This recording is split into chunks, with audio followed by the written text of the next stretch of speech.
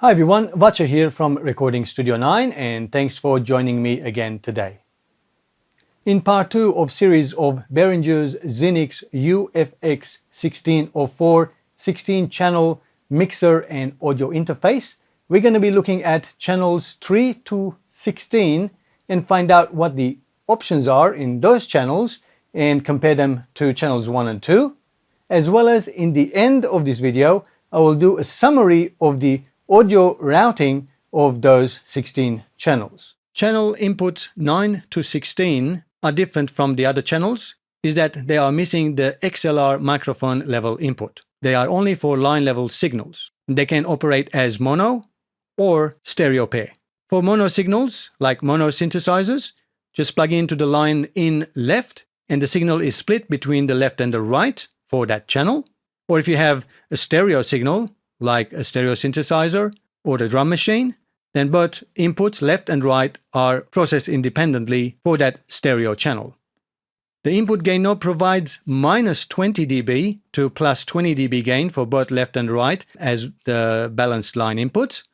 Again, it's important to make sure that you use this gain knob correctly so you have a good audio signal coming in. The red send option determines if the signal is sent to the USB far wire before or after the EQ section, like all the previous channels. The high shelf EQ is at 12 kHz and has plus 15 dB boost and minus 15 dB cut. In channels 9 to 16, we don't have sweeping frequency, but we have a set frequency, and the high mid EQ is at 3 kHz, having plus and minus 15 dB boost and cut. The low mid frequency is set at 300 Hz and then again has plus or minus 15 dB boost and cut. The low EQ point is at 80 Hz and has plus and minus 15 dB boost and cut. The blue EQ on button allows engaging or bypassing all of the EQ section. Again, a great way to A/B any EQ changes you've done. The auxiliary 1 and auxiliary 2 knobs allow you again to send the signal into the auxiliary buses. And one note that all the auxiliary 1, 2, FXA and FXB signals are combined mono signals being sent out to those buses because the auxiliary buses are mono buses. The FXA or auxiliary 3 as well as FXB or auxiliary 4 knobs allows the setting of the amount of signal routed to the built-in FXA and FXB modules or the auxiliary 3 and auxiliary 4 output buses. Because channels 9 to 16 are stereo channels, we have a balance knob that allows us to balance the stereo incoming signal between the left and right main stereo channel. The mute button again mutes and sends a signal to the alternative 3 and alternate 4 TRS balance output sockets. And the solo button again has two modes, one for muting all the other channels, so we can solo and listen to that channel only, or we can use it for pre-fader level gain staging. The channel fader adjusts the volume of the stereo channel from infinity or off to plus 10 dB, and the 4-stage level LED VU meter gives us an idea of the incoming audio from minus 24, minus 12, and 0 dB, and clipping. As I mentioned previously, we're going to make sure that the clip LED never comes on, because once it's clipping, it's distorting. So you need to reduce your gain. Now, as to channels 9 to 16, they are basically line level inputs. So no microphone, you cannot really plug in a microphone into them because there's not enough gain in the gain knob to give the microphones the signal gain that it requires. So those are specifically designed for line level input like synthesizers or electric drum machines, sampler players and synthesizers and so on. And also they don't have the parametric frequency adjustment for the high mid and the low mid frequencies. They are just set frequencies and you can adjust the gain. The stereo pairs channels 13, 14, 15 and 16, they have one other extra options from the other ones, is that by pressing the button we are able to get a playback or return stereo signals from our DAW. So when we are playing on our DAW, we can listen on those two separate channels and we can have two separate mixes of stereo mixes. Or for individual mono, depending how you set up in your DAW. Now we're going to look at that further on in later video. When the unit is set as standalone mode, and I do have a video about how standalone mode works, you can click the link above or in the description. Channels 15 and 16 become the playback stereo channels. Whether you want to listen what you just recorded on the main bus, if you have set that as channels 15 and 16, or if you already have a background music on the USB already and you want to play that, that comes from channels 15 and 16 as well. The way the audio routing of this mixer side works is that each channel, the audio will start from where the input is plugged in, the input source, whether microphone or line level, and just follows the path all the way for each of the channels. And then from the faders, depending what the fader volume is set, they join to the main mix in the end. And that's your main master fader. So that's how you can actually balance your mix. So initially start with 0, and then you can set your input gain to make sure that you get the right signal coming in, and then you can push up your faders to get a balanced mix, to give each instrument a volume, and that's your master volume. So I will repeat again, even though I mentioned this many times before, but just in case you haven't watched any of my previous videos, this gain knob is the important knob to set the input gain signal so that every signal coming in is at the same level, that it's not clipped, it's not too low, so it's well balanced. And then you can use the faders to give your instruments a volume, and this is how you balance it, making sure that all your inputs are nice and clean and just loud enough level, and this is you can balance them all up. So make sure you don't get confused between the gain knob and your faders. They are two different functions.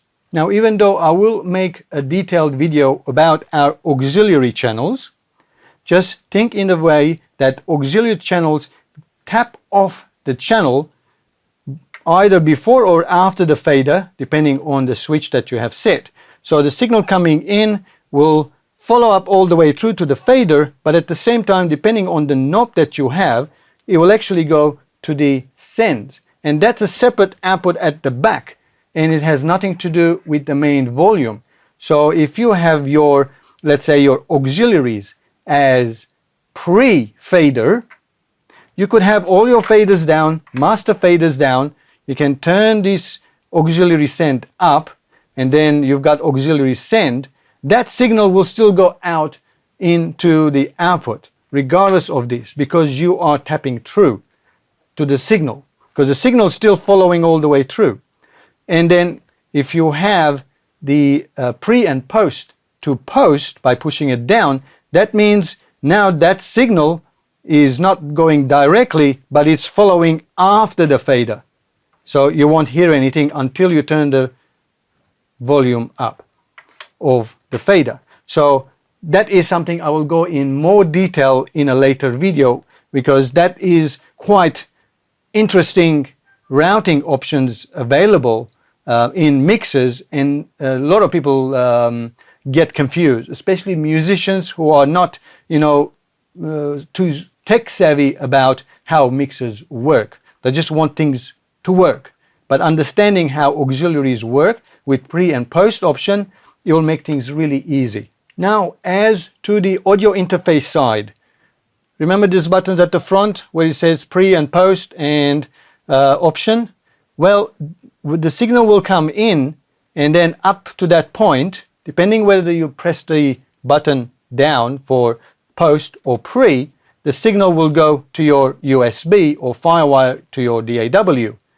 And if you have pressed it down, that means the signal will follow all the way through the end of the EQ and then go to your DAW. So any changes you do into your EQ setting or the compressor for microphone channels will be processed and sent to your USB. But if you leave the button up into pre-mode, it basically, after the gain knob, it just goes straight into your USB to your DAW. So none of the other settings will be applied, because it just direct send out. Now, one other thing I also mention, because auxiliaries and effects are past the point of the USB, they don't get applied.